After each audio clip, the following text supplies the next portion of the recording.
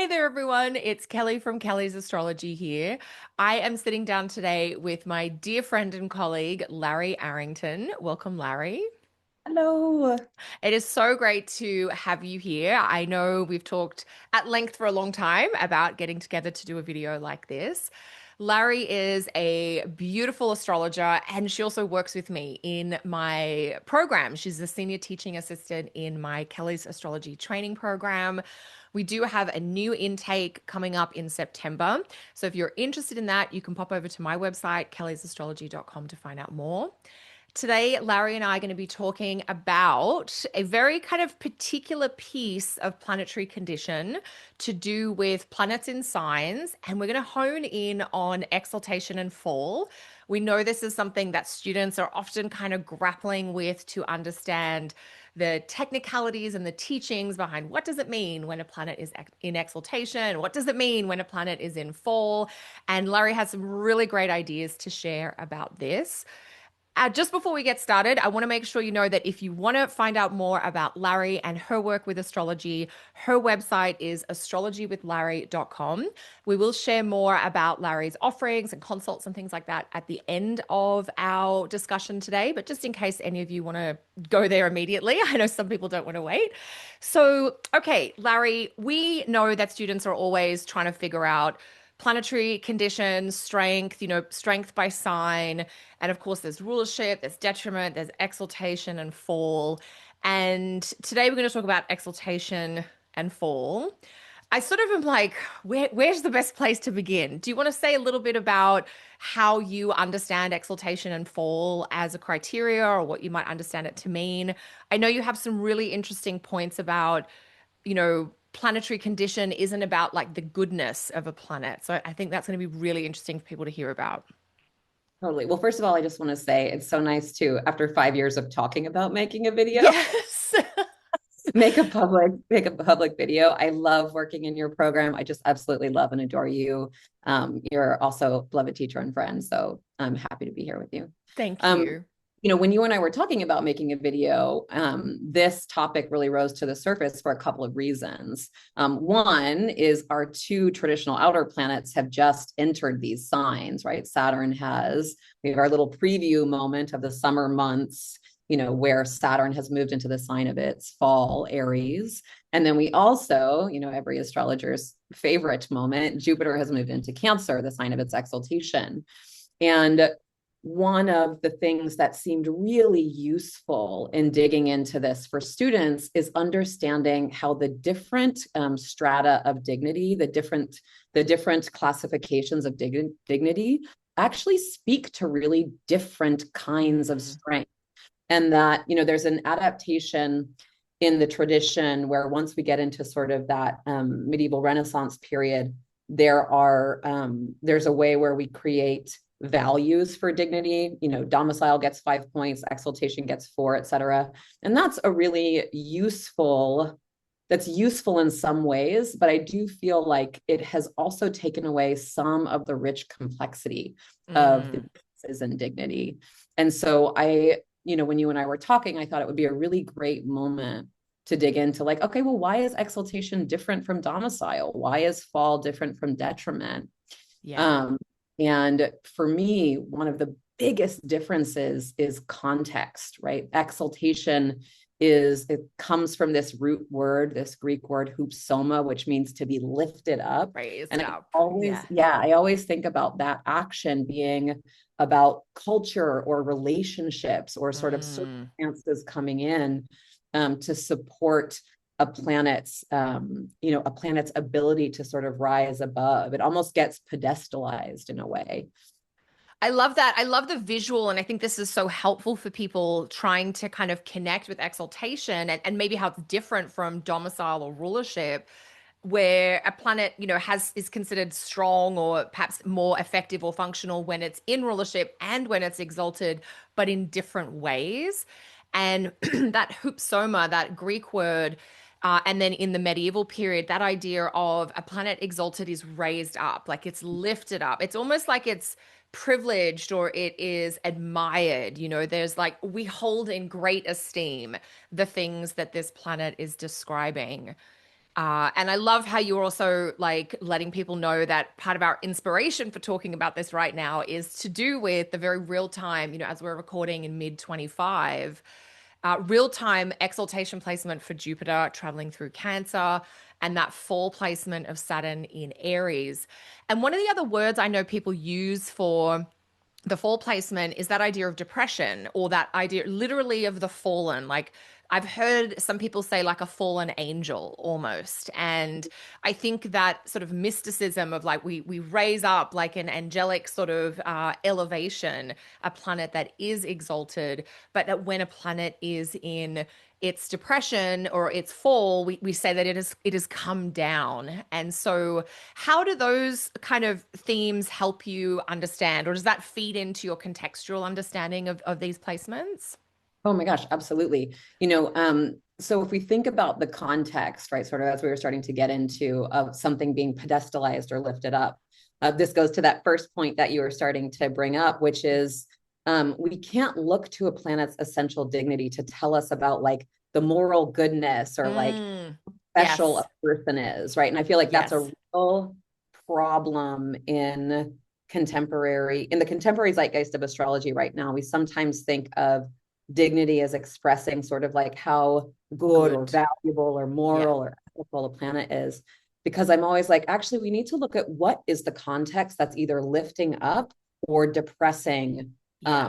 that planet. And, there's a lot of really great words we could use for that fall position or depression, like a planet feeling disrespected or shamed or sort of laid low, and that context is actually, it's going to reflect whatever culture it sits inside. It's going to reflect whatever relationships are there, right? This is one of the things that I have felt like is really interesting to think about Saturn moving into its fall, is it's not going to tell us, it's going to tell us that sort of the Saturnian things of life are in that state of depression. Yeah. And one of the, if we go into some of the like mundane Yeah.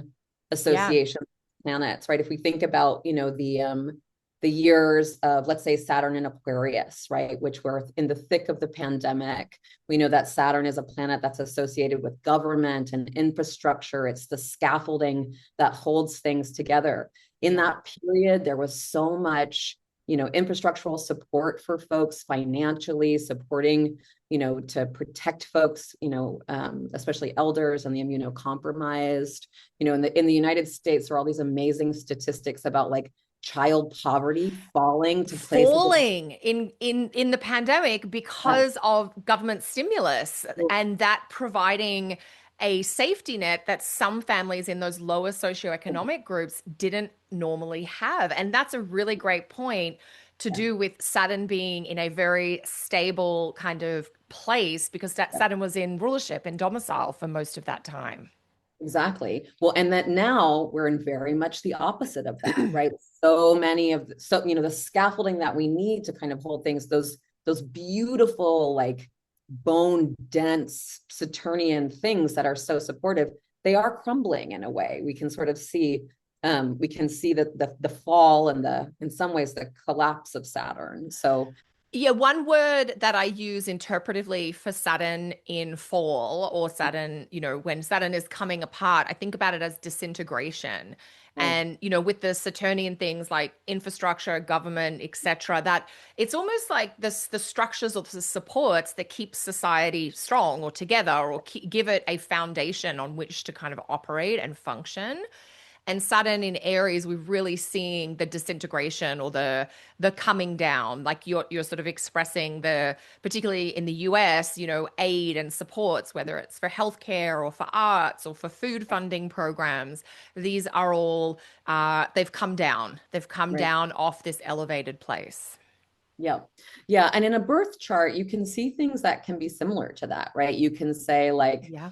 I always, if we go back to this conversation about a planet might not be about, ethical or moral goodness, it might not even necessarily be about the person whose chart it is, right? It Yeah. could be about a person's, say it was a planet that represented a person's parent. Maybe that parent was struggling with a kind of, cultural friction where they felt disrespected or laid low by whatever Yeah. concept context they were sitting in. And then by the same token, say it was a, an exalted Jupiter, maybe that just speaks to a surplus of financial privilege, right? Yeah. Or if you think of the connection to Jupiter in as the sort of the higher class realities, right? That might just be about that context, right? It's not going to tell us about necessarily the moral or ethical goodness, but it will tell us about how that planet is situated inside a larger context. I do want to add Yeah. one point Yeah. about that, though, which is context is precarious, right? And I always think about the exaltation and fall Yeah. are It they changes. are Context changes. yep, Yes. yep. Yes. And it's one of the things that I think can be really interesting in a natal placement. You'll see that context, and you'll often see the fluctuations, where if something is lifted up, it might also fall down. Well, and what we're also getting at here is some of the ways that we could use the concepts of exaltation and fall. We can use it in this mundane global astrology perspective, but if we're using it also in the individual or natal chart perspective, that will be flavored or changed at times via timing, of course. 100%. And I think what you're getting at here is a really good point that when we're talking about like dignity to do with the planets, exaltation, fall, detriment, rulership, what have you, we're not talking about something that is simply good or bad. We might be talking about a quality of experience. We might be talking about, effective or fitting in versus not fitting in is another way of thinking about it. Like, is it bad that you don't fit in or that you value something that is different from what those around you value? No, it just means that, like, I'm thinking in the context of, say, if somebody had this Saturn Aries placement or another planet in fall connected to the seventh house of relationships. And that may mean that what you're interested in the context of relationships is against what the culture in which you were born in upholds or elevates or reveres where relationships are concerned. And that's a much more rich conversation to have with a client, isn't it? Rather than just, oh, this is bad kind of thing.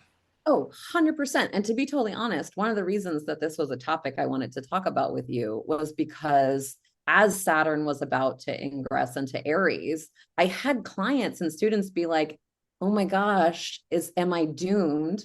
Yeah. Who had Saturn in Aries, and I was like, "Oh, this is no." No, Right? this This is not what it means. totally, totally. And so like wanting to really complicate maybe some of the ways that the gravity of the language of essential dignity is real. Right? Yes, yes, yes, You're like ball depression. um, yes. Like you these know, words, the technical terms sound right, terrible, but when we get into what does that actually mean? And right. something you said earlier too, Larry, about how the dignity is more contextual and cultural in terms of like the culture in which one might be born, and how that changes. The context can change. I was thinking about beauty. I was thinking about someone who might have, Venus exalted or Venus in fall, and, being born into a culture that like reveres a certain type of beauty. And I know you and I have talked a lot about all kinds of things, but this included, what has been considered beautiful has changed throughout history. The shape of a woman's body that was considered to be the most beautiful has gone from, it's basically gone through every iteration possible from curvier to slender to curvier again to slender. It's this constantly shifting piece. And so that's really interesting. And I think when it's also a lot, the culture in which you're born is not always the culture in which you end up living, or the culture where if you move countries or you begin in a very religious environment and then you move out of that. I think that's all part of how you might find different ways of working with these placements. Oh, 100%, 100%. And that image of Venus is so beautiful. And it literally just made, we're recording this at the beginning of Pride weekend. And, one of the things that it immediately made me think about was, in this conversation, if it's not good or bad, it just tells us how it is situated in a larger framework, is my own relationship to my queerness. Yeah. And I remember when I first kind of was letting myself like truly be myself, being like, actually, what I think is beautiful is really different from what the world tells me is beautiful, right? Like, and it Yes. was so liberating to be like, Yes. my relationship with Venus is allowed to be unique and, strange, and doesn't have to reflect a sort of normative set of values. So Yes. I just want to say that as we're sort of the precipice of Pride weekend, um, you know, Yeah. And I think that's a beautiful point, Larry, that, for people who might be listening who have a planet in fall in their chart, it's almost an encouraging or like giving permission, like find a way to express your take on that thing in your life. That yes, you may go against the cultural or the social. Having to do that doesn't mean what you're looking for is wrong. There's no shame around that. It's like, how can you find a way to celebrate, whether it's Venus, what you enjoy or what you find beautiful, or even Saturn, how is it that you want to build structure for yourself? And it may be that it's different from what culture or society says you should do to build oh, structure or safety. totally, 100%, 100%, 100%. Yeah. And I wonder, as we're talking about this, I know you've touched on like Saturn is about infrastructure and government, and Saturn can also be about security or, long-term protections, which in the reality of the world in which many of us live, there's a lot of money and financial security that's kind of tied to that. I wonder if one of the things we might see over the next few years with Saturn in Aries is people opting out of socially acceptable ways of working or earning or saving money, even things like the backlash to everybody having their own home, with a picket fence and a backyard and people having more communal styles of living or tiny homes, things like that, where it's like, this is a different way of thinking about creating housing, for instance. Totally.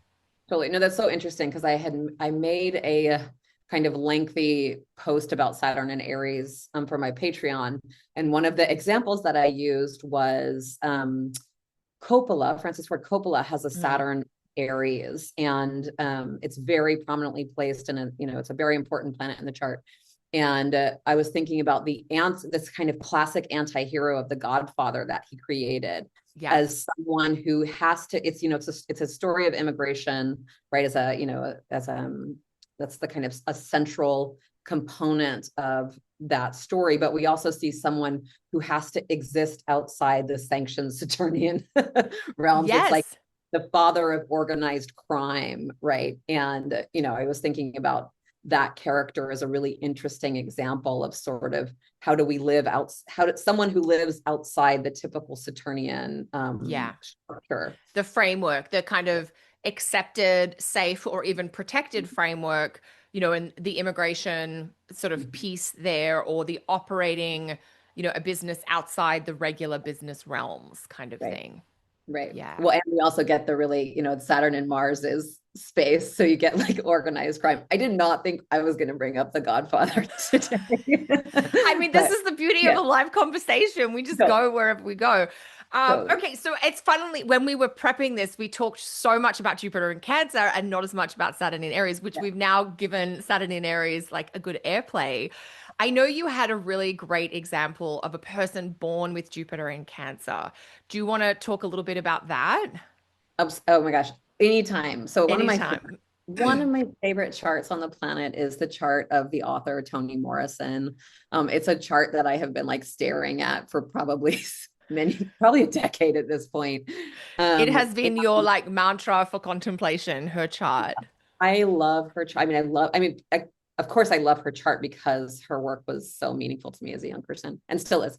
And she is, to no one's surprise, the keeper of a Jupiter in Cancer. I'm going to And pop she's that up on the screen so we can see. Yeah, so you wonderful. keep talking. Yeah. Yeah, so she's a really, if we're looking at her Jupiter in Cancer, right, without going into too much detail, it's got a lot of difficulty and it's got a lot of strength. So she's someone who I feel like in the story of her Jupiter, we're going to see this kind of being lifted up and being laid low, right? That there is a condition of precarity inside of it, especially because you might note that Jupiter is also with a fallen Mars. We're going to leave that for now, but that it adds to our story of kind of being lifted, the hupsoma and the tapinoma, the being lifted up and the falling. And Jupiter rules her 11th house, where its domicile lord, the moon, is. Jupiter is in the third house. And for those of you who are a little more intermediate, you might also notice that it's in a mutual reception, right? Moon is in Jupiter's house, Jupiter is in Moon's house. So the moon and And Jupiter are in each other's signs, essentially. Well, and exactly. they're also in each other's place of joy. Yeah, it's Yeah. it's such a beauty, and that moon is enclosed by benefics. It's like chef's kiss. Yes. And when one of the ways that we'll often talk about the difference between domicile and exaltation is that a planet in domicile has its own resources, and a planet that is in exalted needs that context of being lifted up to get those resources.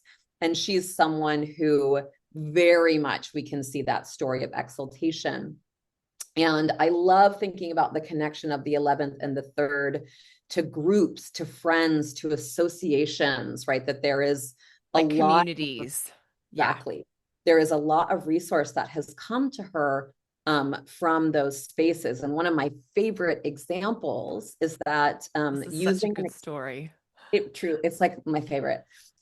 Using an extended Time Lord system, something called circumambulations, distributions, when she's in a period where Jupiter is the Time Lord, it begins where her book Beloved comes out. It doesn't win the National Book Award. So a group of almost 50 of her, Black writer colleagues and friends take out a page in the New York Times, very 11th, third house, and are like, Toni deserves this award. Yeah. And then, 2 months after that, she gets a Pulitzer Prize. And then she ends that period getting a Nobel Prize, which I feel like are such those kinds of awards and accolades and communities, that really demonstrates that hupsoma, that being lifted up. It's so beautiful. And even that it touches in, that in Toni's chart, her Jupiter in Cancer is a little complicated. She's got Mars in the same sign, and that Opposite extended Saturn. Jupiter period, like it starts with missing out on a prestigious award, but it ends with winning two even more prestigious awards. Yeah. Yeah. Well, and like it's got Saturn's opposition, and like she's a really great example too, in the sense that she begins her life with Mars as a Time Lord, and her Mars is fallen, and her family suffers this incredible injustice, this egregious violence of their landlord Yeah. setting their Of their home home. on fire Yeah. while they were inside it, right? We see Yeah. this, and that has literally nothing to do with Toni as a person, right? We can see that Absolutely not. No, no. yeah. But Uh, the Mars experience happened, right? yes. And I love, So, and also what I think you're also getting at too is that this example from Toni. So, what we would say is because Toni has Jupiter exalted in her chart, that she always has the potential to be raised up or respected by her friends and peers, basically. And we get to friends and peers because Jupiter is in these beautiful connections to the 11th house. It's the ruler of the 11th house. And also in ancient astrology, the third house is another part of the chart that has to do with friends and colleagues. So, to have Jupiter in the third ruling the 11th, like this is a wonderful sense of you are respected by your community. You in a group of peers, they will put you at a pedestal at the top kind of thing. And well, that and when, sorry, go. Yeah. I was going to say, and she also has this other hilariously amazing, probably the only person in the world who has this story, where the story is Oprah read Beloved and loved it so much, and is one of the producers of that movie, called the local police department or fire department where Toni lived in upstate New York and was like, "This is Oprah Winfrey. I need Toni Morrison's phone number." Can you find her for me?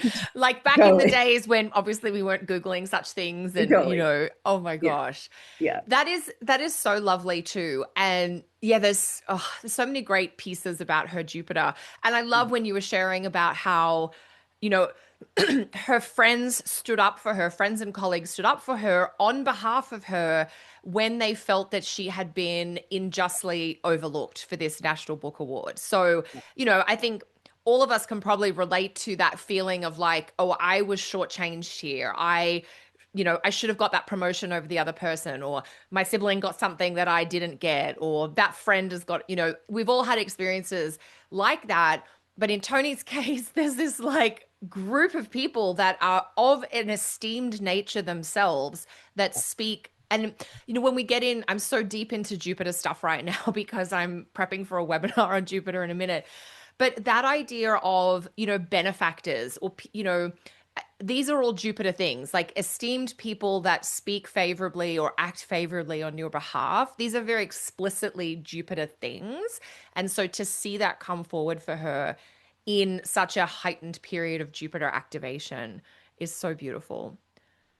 But I also feel like it brings up to my this kind of conversation about like the precarity of exaltation and fall. Like Yes.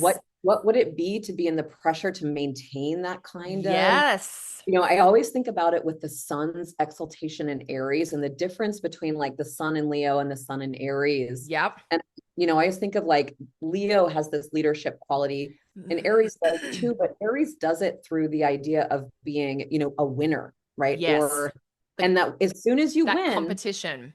Yeah. yeah, as soon as you win, someone is coming for that. I think about like athletes or, people who compete in those like vertical hierarchies that we might connect to, something like Aries, and that it requires some work.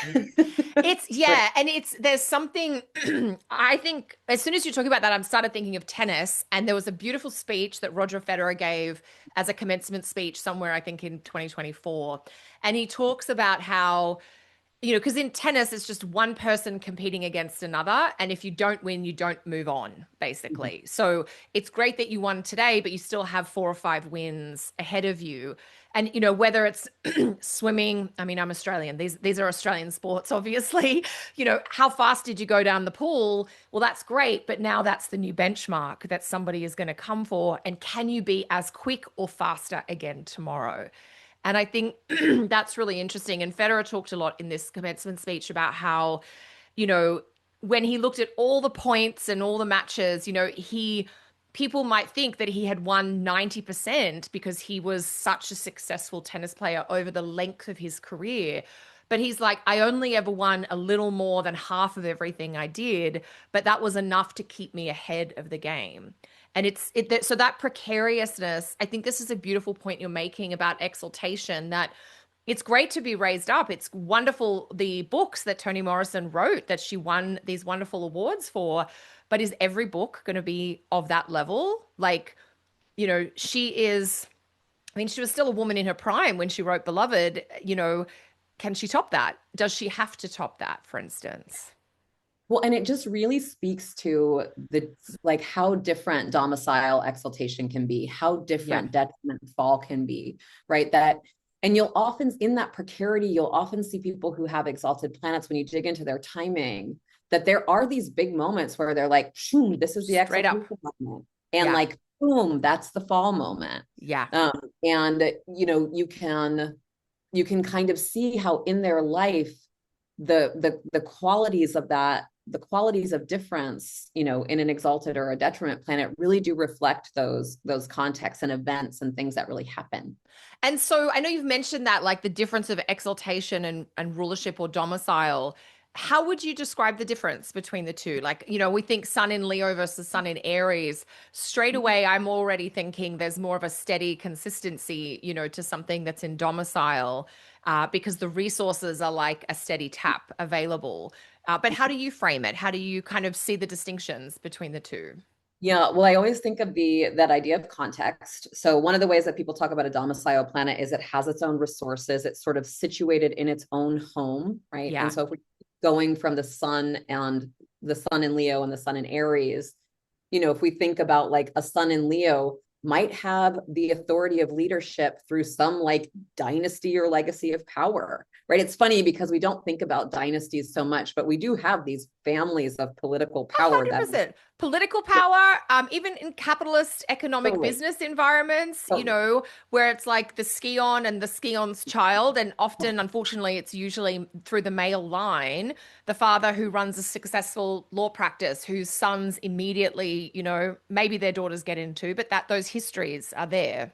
totally, Yeah. totally. Well, and so like I would say like Leo has that kind of like domicile That in dynastic. almost like inherited dynastic piece. Yeah. Yeah. And then if we think about like Aries as the hero, it usually has some like quest that it must, Mm. succeed at. Yes. Yeah. And then Like it's I did through this one that. thing and I'll always be revered because Yeah. on one race 20 years ago, I ran faster than anyone at the time, or whatever it might be. Right. Or Yeah. like if we go back to Jupiter, right? Like that Yeah. maybe there's a way where it's like we can see in Toni's chart that that Jupiterian privilege is not something she was born into. In fact, quite the opposite. She now, Absolutely. Yeah. you know, And so that's a good point that the Jupiter in Cancer, for instance, Toni Morrison's a great example. It sits in her third house. It doesn't sit in her fourth house of home and family. And so there's something about an intellectual lineage, perhaps, that yeah. she is really gifted with, because obviously that was her skill. I even was, because I am using her chart in my teaching this weekend because it's such a beautiful chart. And I'm just looking at very simple Jupiter and Cancer, like even just the transits of Jupiter and Cancer. When she was having her second Jupiter return is when she graduated with her master's from Cornell. As a black woman in the 50s, she was able to come through, and that then led to these wonderful work opportunities afterwards. And obviously, so much of her career was in publishing, whether she was editing other people's work, Yeah. teaching other, students about English and literature, and Mhm. later in life, publishing her own novels. But we see all of that coming through. Well, I'm so glad you bring up the publishing too, because in that idea of lifting things up, she also did Yes. that for writers, right? Like Yes. Angela Yes. Davis says, we wouldn't have her autobiography if Toni Morrison hadn't been like, "You're going to write this book," Yeah. right? In that role at Random House, she was assisting others in this hoopsoma, lifting them up. And I think this is a beautiful piece that we sometimes forget about an exalted planet, especially if it's an exalted benefic, because, Jupiter is, it's not just about the blessings one might receive, but it is about the generosity of sharing one's own position or privilege with others. And I think it's a twofold thing, because Toni was in a position of influence. She was the first female black editor at Random House in the fiction department, which meant she was in a very important, potent position to sign off on the works of others. And Right. so that comment from Angela Davis is so revelatory of not just Toni's own blessings with Jupiter and Cancer, but how she is able to be the Jupiter person and speak positively or literally open doors and provide like opportunities to others from her position of like that elevated privilege that we're talking about contextually.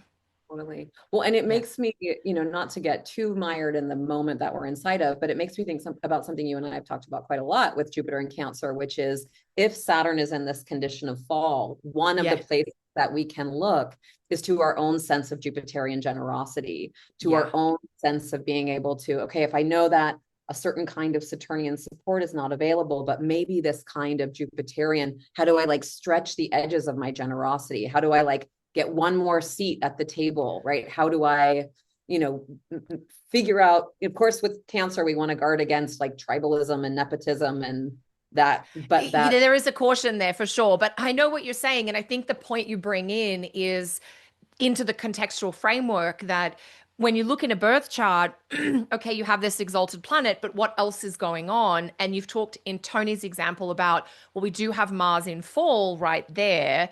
And in the current time in which we are and which we're entering, mid 2025 and beyond, we do have Jupiter in Cancer and we have Saturn in Aries. We have Saturn in fall.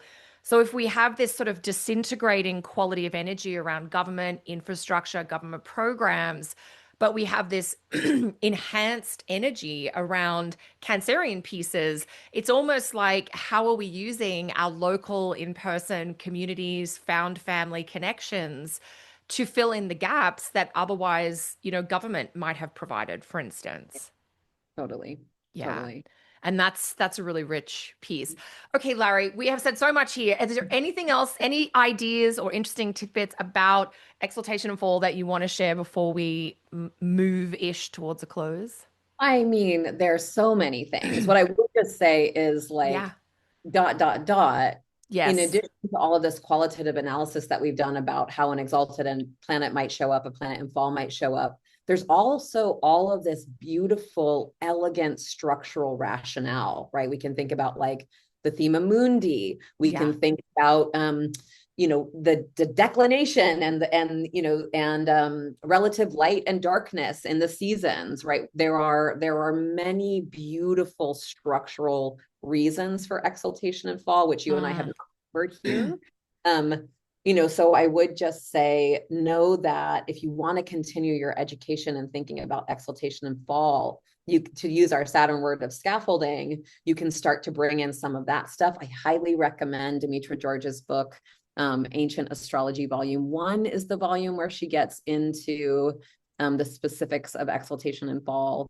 So I would just say, know that there is, for as much qualitative stuff that we've discussed, there's just as much beautiful structural rationale. Structural, I mean, and as soon as you said that, because one thing I've been really reflecting on is the Cancer Capricorn Mars Jupiter exaltation fall dynamic, and how that is kind of tied into the solstices Yep. with, even though I'm a Southern Hemisphere girl, I'm Australian, I was born when the seasons are opposite Northern Hemisphere. But I completely understand and respect that a lot of the framing that is captured seasonally in philosophies like astrology is based on Northern Hemisphere emphasis, and it's very rich. And the idea that the Cancer solstice is the time of summer and renewal and rebirth. And it's always, and you sort of see this captured when you dive into what you're talking about, Larry, the scaffolding with the thema mundi and things like that. It's always sounded so poetic to me that Jupiter, the planet of life and fertility, is raised up at a time of year in which there is abundance. And Mars goes with Capricorn for its exaltation because of the winter. And, in the gardens, there's nothing in the winter. And that's very Marsy.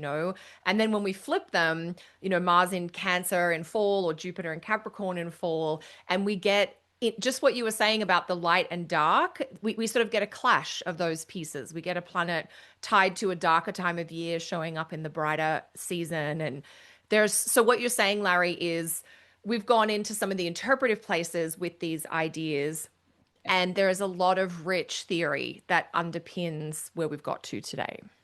Well, and like, it's so, I love the poetry. I love the structural poetry of what you're talking about. And if we think about it just from the perspective of the thema mundi, like Jupiter's maximum degree of exaltation is on the ascendant of the thema mundi. It blesses life as the greater benefic. Yes. And that Yes. Mars in Cancer looms over the descendant, a Yeah. point that is about the setting. It can be a point Yeah. about the extinguishing. Mars in Cap. Yes. Sorry, what did I Yeah. say? Mars in Cancer, which I do all the time. Yeah. So Mars in Sorry. Capricorn. Mars Yeah. and Cap. Yeah, Yeah. Mars and Cap is like looming over The the descendant. descendant. Yeah. Yeah, that sun is like boom up in the 10th. Yes. Saturn in that rooted, At the icy. base. Yeah. And so those visual components are so beautiful. Mhm. Okay, Larry, I know people are going to want more from you. So you offer consults, you do Yes. teaching and mentoring. We mentioned your website is astrologywithlary.com, but I also know you have your Patreon, which is a great place for people to connect. So tell us a little bit about what goes on there and how people can reach out with you there. Well, and first of all, you can also connect with me in Kelly's program. I've been in it for many years. I love it. I'm on the bookends. If you sign up for the course, you'll see me at the beginning and then at the end. Yeah. Um, Highly recommend Kelly's course. She is just like brilliant and kind and beautiful and wonderful and such an amazing human. So you'll see me there. Thank you. My Patreon is where I put out most of my astrological content. I'm not really a social media kitten. Yeah. So if you're interested, it is patreon.com/Larry Arrington. I just put out typical kind of content there, but I also have a group called Friends of Dorotheus, which is my student group. We meet once a week. It's best suited for folks who are at least at sort of an intermediate level. A lot of the material that we cover in there is traditional Time Lord material. I do a lot of mundane material. We are in the fall going to restart some of our timing material. So we'll go through circumambulations, distributions, primary directions, zodiacal releasing, profections, and on and on and on. The period of astrology that I am most focused on is the Hellenistic period and then the Islamic period. You know, and then if you can't attend the live sessions, everything is recorded. You just get probably too much information. I kind of have a problem of just like text walls. But Anyway, it's very rich. It's very rich and very yeah, deep. Yeah, Yes. the study of astrology is definitely my absolute favorite thing to do. But you And also see clients and you're a wonderful consulting astrologer. So if people are thinking, I don't know if I want to learn it all, but I just would like Larry's take on my chart, like that's an option too, right? yes, and that was one thing I was going to say where for my Patreon members, which the Oh, lowest yes, tier yes. starts at $5 a month, I offer $50 off consultations. So Hmm. so that's another boon of being in Patreon. You always get those discounts. You get discounts on tutoring, all that sort of stuff. So I love the one-on-one consult work. I love the teaching. I love working in Kelly's program. So those are all the places you can find me. Oh, so good. And thank you so much for taking time to come and share your wisdom and expertise with everyone today. It's always a treat to chat with you and so fun to get into Toni Morrison's chart. I think that's going to be really useful for people. For any of you who do want training in astrology, my program at kellysastrology.com, there are a la carte courses you can take anytime. But if you want to start at the beginning, our next intake is in September. Larry's website again, astrologywithlarry.com. Thank you so much, Larry. I wish everyone a wonderful weekend. I wish Larry the best going forward. And we will see you all next time. Thanks again, Larry. Oh my gosh, thank you, Kelly. My Mwah. pleasure. Bye for now. Bye.